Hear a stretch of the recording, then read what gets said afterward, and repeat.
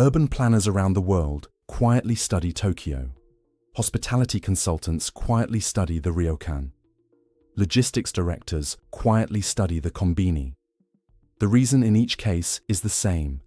A handful of Japanese service systems and everyday norms have, over decades, refined themselves into something close to a working standard, and the rest of the world has not quite worked out how to import the underlying habit. The next 13 items are the practices that, in any honest review, probably should be more widely adopted. Some are tied to specific objects, some are tied to procedures, and a few are tied to social agreements that operate without being written down. We'll look at each one with the same set of questions. What does it actually do? Why does it work in Japan? What would it take to bring it elsewhere? And what does the small but real reaction it tends to provoke in foreign visitors tell us about what we have been missing? None of these are exotic. They are simply considered, and consideration scales further than most people expect. First on the list is omotenashi as a service principle, the Japanese practice of attentive hospitality that anticipates rather than responds. The mechanism is not a single procedure, but a posture. A waiter who refills your tea before the cup is fully empty. A hotel staff member who notices your shoes are wet from the rain and offers a towel before you have to ask. A shop clerk who notes which umbrella you arrived with and quietly retrieves it for you on the way out. The cultural background is the long Japanese tradition of treating service as a craft, not as a transactional convenience, and the related belief that good attention does not need to call attention to itself.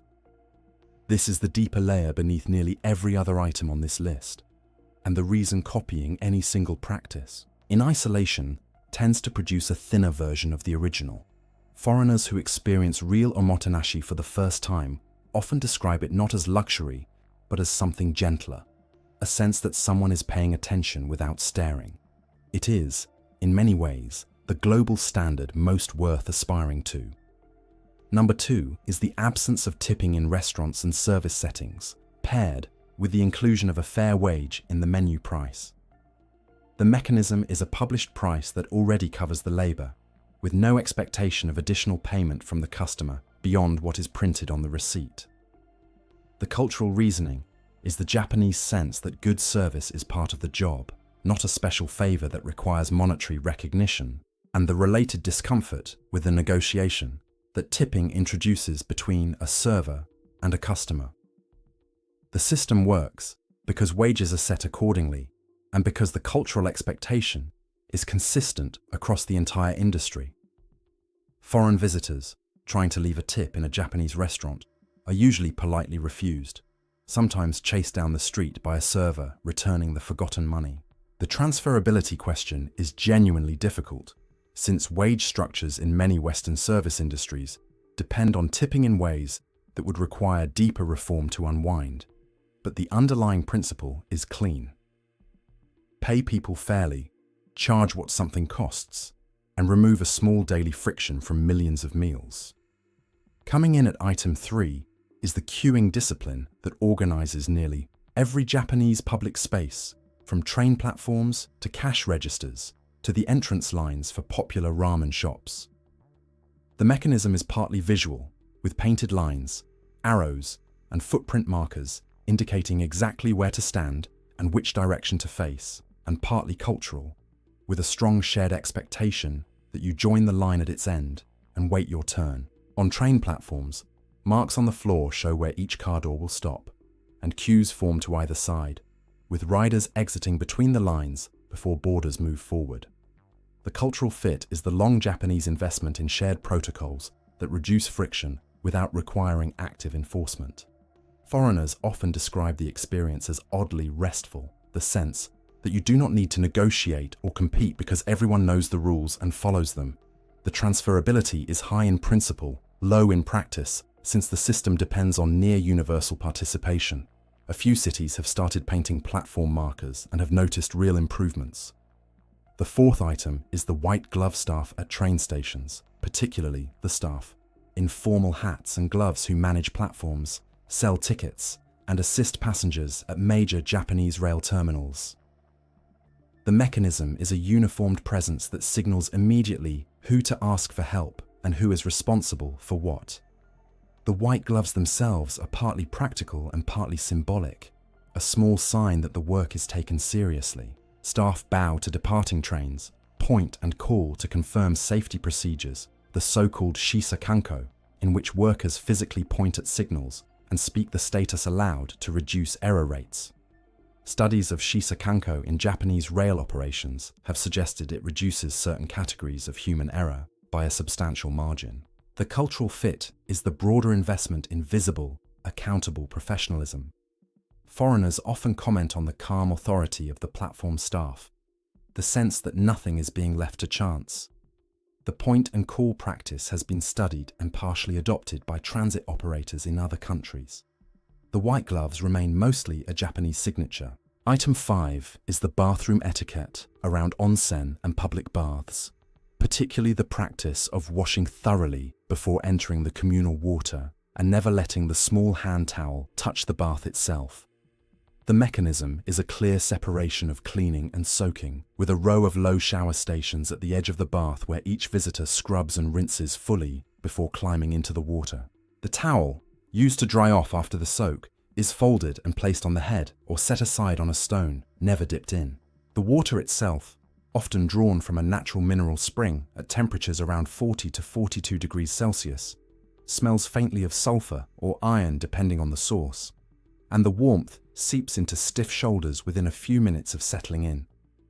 The cultural fit is the long Japanese reverence for water as a clean and shared resource, and the practical reality that many people share the same bath. Foreigners new to the practice sometimes feel exposed at first, and almost always come around within 20 minutes, since the water is genuinely clean, the temperature is genuinely restorative, and the etiquette, once understood, is easy to follow. Some onsen towns operate dozens of public baths within walking distance of each other, with visitors moving from one to the next over the course of an evening. The wider lesson is the value of explicit shared norms in public space. Number 6 is the Konbini fresh meal rotation, the standardized practice across 7-Eleven, Family Mart, and Lawson of restocking prepared meals 3 times a day. The mechanism is a tightly managed cold chain, an internal labeling system, with strict expiry windows often measured in hours rather than days, and a return system that pulls older items off the shelf and accounts for them as part of the operating cost of the store. The Japan Convenience Store Association notes that the system is one of the reasons the public trusts the freshness of the food on offer. The cultural fit is partly the broader Japanese attention to freshness in food generally, and partly the recognition that a convenience store can be a serious meal source if the underlying logistics are taken seriously. Foreigners who eat regularly from konbini during a long stay often comment that the food is better than they expected and that the assortment is more thoughtful than the equivalent in their home country. The system would transfer with effort since the underlying logistics are a real investment, but the result would be worth it. The 7th item is the standardized two-handed exchange of business cards, the meishi kukan, in any Japanese professional setting. The mechanism is a small ritual. You present your card with both hands, the text facing the recipient, and they accept it. With both hands, read it carefully and place it on the table for the duration of the meeting rather than slipping it immediately into a pocket. The cultural fit is the Japanese sense that a person's name and affiliation are worth pausing to acknowledge, and that the small physical respect shown to the card is a proxy for respect shown to the person. Foreigners encountering the practice for the first time sometimes feel slightly self-conscious, then adopt it within a meeting or two, then notice that the rhythm of the introduction is calmer and more memorable than the rapid handshake and pocket exchange they grew up with. The transferability is high, since it requires no equipment, no money, and no policy change, only a small adjustment in how the first 30 seconds of a meeting are conducted. Item 8 is the deep cleaning of public schools by the students themselves, with no janitorial staff for the classroom and hallway level. The mechanism is a daily 15 to 20-minute period called osoji, during which students sweep, mop, wipe down desks, clean blackboards, and tidy common areas in small assigned groups. Music is often played softly over the school speakers during the period to set a calm pace. The students rotate through assignments on a weekly schedule, so over a school year, a single child will have cleaned almost every part of the building they use. The cultural background is the long-standing Japanese view that the people who use a space are responsible for its care, and the educational view that this responsibility builds discipline, ownership, and respect for the community. Schools generally retain professional staff for specialist cleaning, plumbing, and major facilities, but the everyday classroom is left to its students. The same principle extends to the Kyushoku group lunch, where students serve and clean up the meal together, also without external staff. Foreigners are often surprised by how cheerfully the practice is carried out, with younger children genuinely enjoying the small chores and older students moving with a quiet efficiency. The transferability question is genuine, since the practice would require changes in school staffing models elsewhere, but the underlying principle that those who use a space help maintain it is a strong one. Around this point in any honest survey, it is worth pausing to notice that the items most worth importing are usually not objects. They are agreements. A heated seat is easy to install. A culture in which the seat is also the cleanest one in the room takes longer.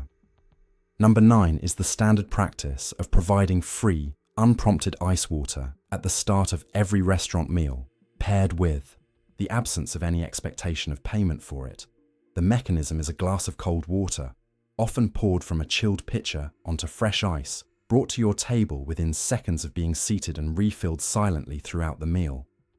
The cultural fit is the long Japanese view that water is hospitality at its most basic, and that asking a guest to pay extra for it is a small failure of welcome. Tap water in Japan is universally safe to drink, which removes the practical objection some other countries cite for not offering free water. Foreigners visiting from places where bottled water is the default often comment, within their first day, on how much more comfortable the practice makes a meal. The transferability is high. The underlying expense is small. The shift in mood at the table, when the first thing offered is something free, is real and immediate. The 10th item is the seamless interoperability of the IC card payment system, particularly Suica and Pasmo, across nearly every train, bus, taxi, vending machine, and convenience store in Japan. The mechanism is a contactless card or phone with a stored balance, accepted by every participating operator, regardless of which company runs which line. The cultural fit is the willingness of Japanese transit operators, who are nominally competitors, to agree on a single standard so that the user does not have to think about it. Foreigners often notice the contrast immediately. In London, Oyster works on most of the system, but not always at Suburban Rail. In New York, the Omni rollout has taken years. In Tokyo, the Suica has worked everywhere for 2 decades. A Tokyo Metro estimate puts daily Suica taps in the tens of millions, each one shaving a small fraction of a second off a transaction that used to require coins or paper tickets. The transferability is technical rather than political, but the political part is the harder problem. The lesson is that interoperability is an act of generosity by infrastructure operators toward their riders, and that generosity produces a measurable reduction in everyday friction. Once you have used a system this seamless, returning to a fragmented one feels like a small daily tax that nobody is acknowledging. Number 11 is the practice of removing shoes before entering a home, paired with the Genkan entryway that makes the transition explicit. The mechanism is a small sunken floor at the entrance, a row of indoor slippers waiting on the higher floor, and a strong cultural expectation that no outdoor footwear crosses the threshold. The cultural background is centuries old, tied to traditional architecture in which tatami floors required clean feet, and to the broader habit of distinguishing clean from soiled spaces. The everyday effect is that floors stay genuinely clean, household cleaning takes less time, and the air quality inside the home is noticeably better. Studies have shown that outdoor shoes track in measurable quantities of pesticides, lead dust, and bacteria from public surfaces. Foreign households that adopt the practice usually report that the change is more significant than they expected. The transferability is high, the cost essentially zero, the cultural shift mainly a matter of putting a shoe rack near the door and being firm about its purpose. Number 12 is the homage gifting tradition, the practice of bringing back small regional snacks or souvenirs for colleagues and family after any trip away. The mechanism is the small box of regional sweets, beautifully wrapped, divided into individually packaged portions that can be distributed easily around an office. Train stations and airports in every region of Japan stock vast walls of locally branded homage, each town competing to produce a recognizable specialty. Tokyo Banana sells across most stations in the capital. Hakata is known for its tsurunoko marshmallows.